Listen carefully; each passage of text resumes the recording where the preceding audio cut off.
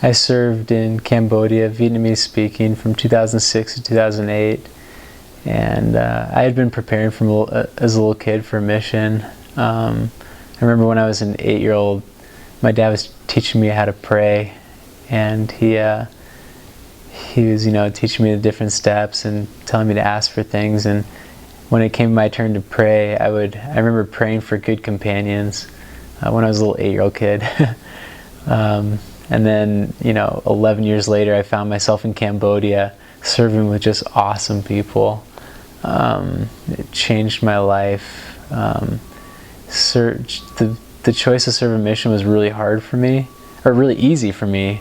But when the time came to serve, I found there was some opposition. I was at a school in Washington doing my freshman year, and I just remember my friends saying, they're like, why would you go live in Cambodia? I'm like, well, I made a choice to serve.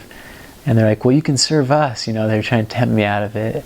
And I really love these friends too, and they're still good friends today. But I'd made that commitment from a little kid that I was going to serve.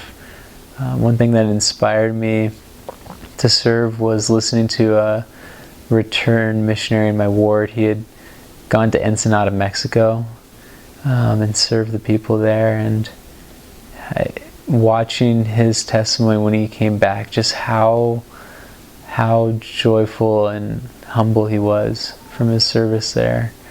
I just saw that it was something I really wanted. He taught me a principle I will never ever forget. He was serving with a native companion, and they're having just some companionship difficulties like everyone has. And he said one morning his companion had done all the dishes and did his laundry for him, even though they weren't on the best of terms. And he said it just completely changed his mindset, his attitude toward his companion, and he realized a principle that day that stuck with him, that service heals a wounded relationship. And that was probably one of the most helpful things on my mission. And with the gospel in general, if we're having a issue with a friend or a roommate or a girlfriend or a family member, service heals a wounded relationship. I know that's what the gospel's all about, is kind of figuring out how we can all live in harmony and love and peace. But I just wanted to share a few thoughts about my mission in Cambodia. It was looking back, just sharing looking back at all the stories I have. It was the time of my life. It was so much fun. Just all the crazy things that happened, all the funny stories, all the interesting people that we met. I actually kept a journal every night of my mission. I asked my dad if he had any regrets from his mission. He always said it was just one thing, and that was not keeping a journal. So if I could encourage anyone, it'd be to make it a fun process. You can do the following, and it'll make it so you can write a journal every night with ease.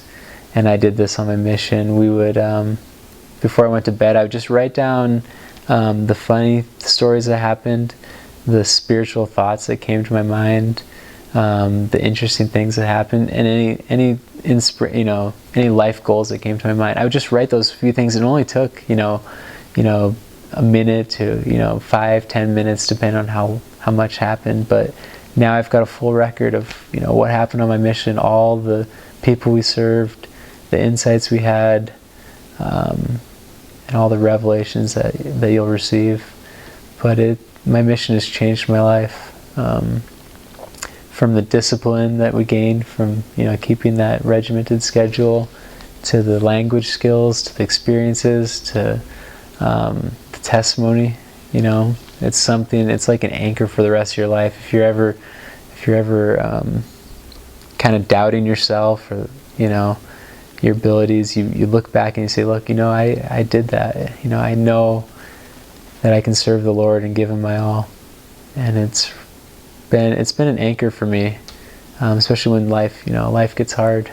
Life happens to all of us, but It's been interesting to see through the changing times how much the Savior's been there for me. And I don't think I could have endured some of the things I did without a mission, especially in business and school. Serving a mission was hands down the most